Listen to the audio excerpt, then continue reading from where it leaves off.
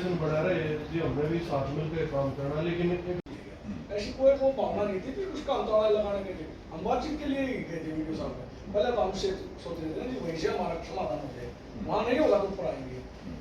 प्रधान जी, आज क्या मांग को लेकर रोहतक उपायुक्त से मिले आप?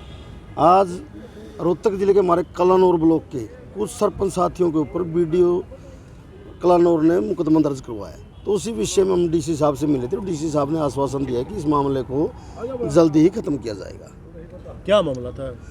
मामला काफ़ी दिनों से हमारे सरपंच साथी परेशान थे। एक तो एस्टीमेट नहीं बना रहे थे अधिकारी इनका, और सरपंच जिस कार्य के एस्टीमेट की बात करते थे वो दूसरे कार्य का एस्टीमेट बनाने की बात करते, तो इसको लेकर आपस में उनका तालमेल नहीं बना और आपस में बहसबाजी हो गई थी।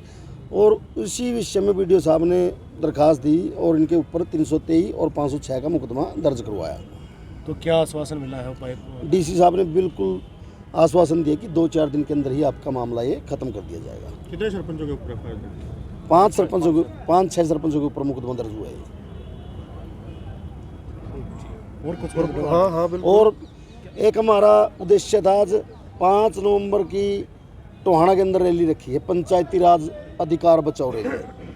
तो सभी सरपंच साथियों को मैं निमंत्रण देने के लिए भी आया था कि सभी साथी 5 नवंबर को अपने गांव से एक सरपंच एक बस लेकर टोहाना पहुंचेगा और पूरे हरियाणा की पंचायतें 5 नवंबर को टोहाना में इकट्ठा होंगी। और 5 नवंबर तक अगर मौजूदा सरकार पंचायती राज के अधिकार नहीं देती तो 5 नवंबर को पूरे हरियाणा की पंचायतें वहाँ से आने वाले लोकसभा और विधानसभा चुनाव के अंदर बीजेपी और जेजेपी सरकार को सत्ता से बाहर करने का काम करेंगे। क्या बहिष्कार का फैसला लिया जा सकता है? बिल्कुल, 5 नवंबर को पूरे हरियाणा की पंचायतें इकट्ठा होकर चुनाव का फैसला लेंगे। हम बहिष्कार का भी फैसला, बहुत बड़े फैसले लेंगे जिससे हम सरकार की मुश्किलें बढ़ा देंगे, क्योंकि ये लड़ाई अपने अपने गांव को बचाने की और पंचायती राज को बचाने की लड़ाई है। इसमें कोई विपक्ष के नेता भी शामिल होंगे या सरपंच? और देखो, 5 नवंबर तक का टाइम हमने मौजूदा सरकार को दिया है। अगर पूर्ण पंचायती राज के अधिकार नहीं दिए जाते तो बिल्कुल हम विपक्ष को बुलवाने का काम भी करेंगे। हम खुला सरकार के खिलाफ जाएंगे और जो मजबूत साथी होंगे उनका साथ देने का काम करेंगे। किस प्रकार के फैसले लेंगे?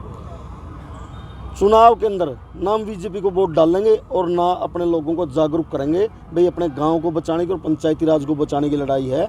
सरकार के खिलाफ वोटिंग करवाएंगे, बीजेपी और जेजेपी के खिलाफ वोटिंग करवाएंगे। बिल्कुल इनका लोगों का बाइकाट करेंगे। आज गांव के अंदर हर व्यक्ति दुखी है।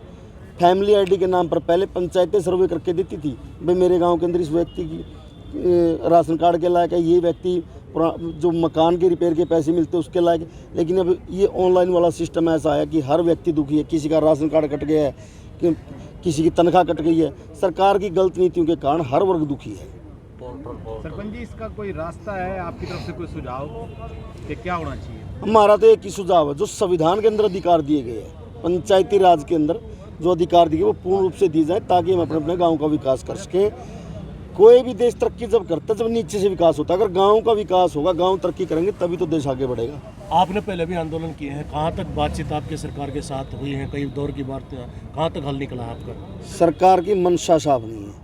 इन लोगों की निगाहें पंचायती राज के बजट के ऊपर है, क्योंकि 2 साल जब पंचायतें नहीं थी तो इन लोगों ने अधिकारियों के साथ मिलकर, ठेकेदारों के साथ मिलकर पूरे पंचायती राज के बजट को उड़पा था।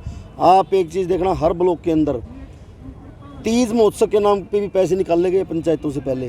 कभी कोई पंचायत तीज महोत्सव, किसी महोत्सव के नाम से पैसा खर्च नहीं करती, लेकिन अधिकारियों के साथ मिलकर नेता लोगों ने पंचायती राज के बजट को पूरी तरह हड़पा 2 साल के अंदर।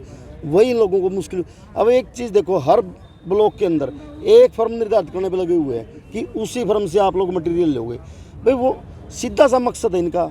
एक फर्म निर्धारित करने का मकसद है, उस फर्म से अपना सीधा कमीशन खोला जाएगा और जब एक फर्म से सामान खरीदो वो अपनी मनोबली करेगा, मनमर्जी का मटेरियल देगा और पंचायतों की मजबूरी हो जाएगी वहाँ से सामान खरीदना, क्योंकि और किसी के बिल पास नहीं होंगे। जैम पोर्टल बनाया एक सरकार ने, भाई पंचायती राज के अंदर जैसे ब्लॉक समिति है, जिला परिषद है और पंचायत ग्राम पंचायतें हैं, कोई भी सामान खरीदना आप जैम पोर्टल से खरीदो। जैम पोर्टल की मैंने लिस्ट दी थी मीडिया के माध्यम से।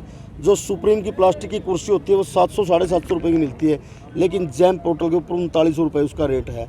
जो बीच का पैसा है, आप सोचो, पढ़े लिखे हो सब, वो बीच का पैसा कहाँ जाएगा? एक गोदरेज की अलमारी मार्केट से 10 से 12 हज़ार रुपये मिल जाती है, जैम पोर्टल पर उसकी वैल्यू 1 लाख रुपये है। कोई भी बढ़िया लैपटॉप हरियाणा में लूट का 30 से 40 हज़ार रुपये में मिल जाता है। लेकिन जैम पेट्रोल की कीमत 1.5 लाख कोई सा रुपए है। वर्ग नहीं छोड़ रखा, सब कुछ भ्रष्टाचार लूट बढ़ गया दिए। कहीं। बिल्कुल भ्रष्टाचार बढ़ा हुआ है। बिल्कुल जब ताला रेखा जारी अलमारी लाख रुपए में ठेकेदारों के साथ खरीदना है। मिलकर पंचायती राज का जो बजट है उसको अपना चाहते हैं लोग। हर गांव का विकास रुका हुआ है।